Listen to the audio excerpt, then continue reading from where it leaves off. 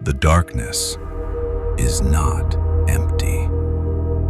Before history began, there was only the wind and those who could endure it. 10 millennia have passed since this eye last saw the sun. It is a window into a world that no longer exists, a world where the earth shook not from tectonic shifts, but from the rhythm of their passing. Look closely. Do not see a beast. See a witness.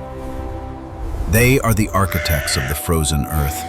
They do not merely occupy the landscape. They are the landscape. 6 tons of muscle, calcium, and memory forged in the crucible of the Pleistocenes. They are not fleeing the cold. They are carrying the fire of life across a bridge of ice that spans the oceans. Nature is a cruel engineer. To survive here, she demanded a fortress.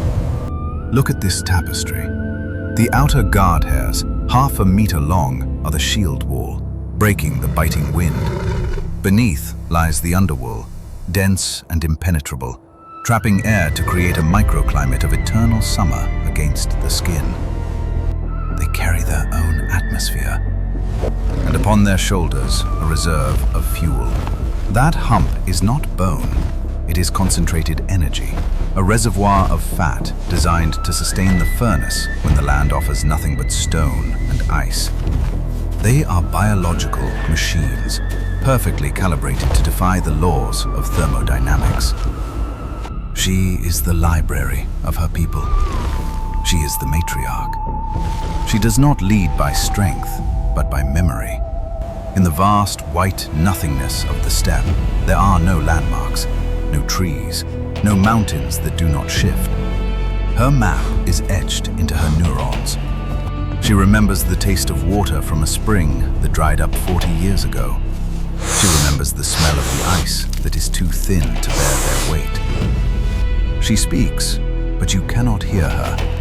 Her voice travels through the ground, a seismic whisper resonating for kilometers. It is a language of vibration, a silent command that binds the herd together. The earth itself is their messenger.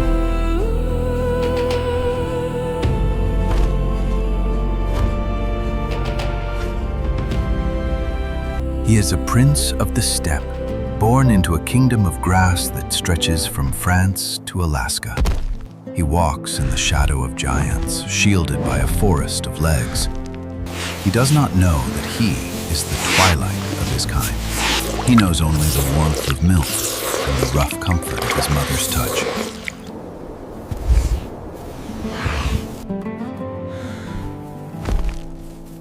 This is Beringia, the lost continent. It is not a bridge. It is a world. A vast, dry grassland locked between 2 walls of ice. While the rest of the planet shivers in darkness, this land breathes. It is the Serengeti of the north, a cathedral of life where the lion, the horse, and the mammoth dance the eternal waltz of predator and prey. But the winter is a jealous god. The physics of survival change in an instant. The friction of the snow becomes an enemy. Every step requires a calculation of calories.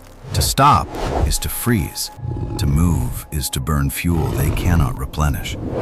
It is a march of attrition, a mathematical equation where the variable is life itself.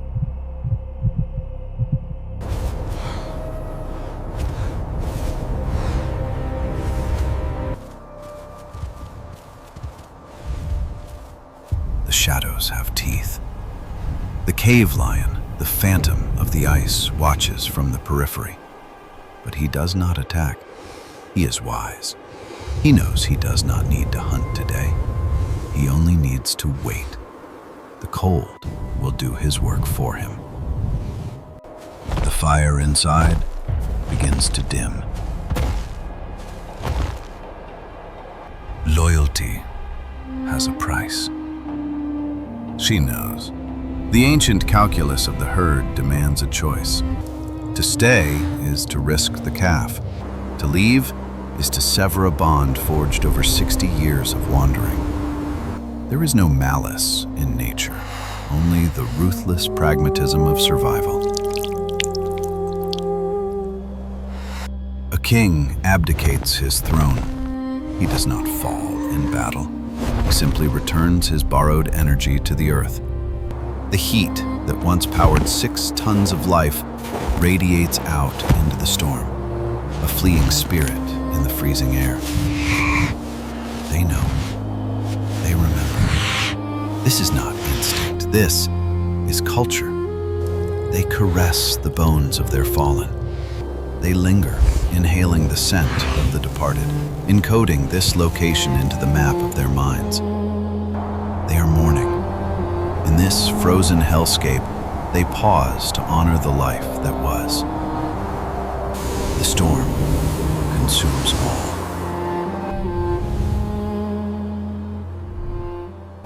Seasons bleed into centuries, centuries into millennia.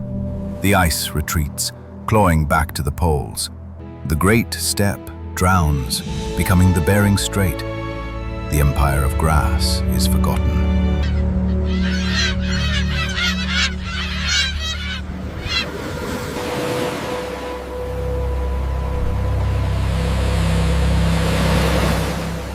We find them in the mud.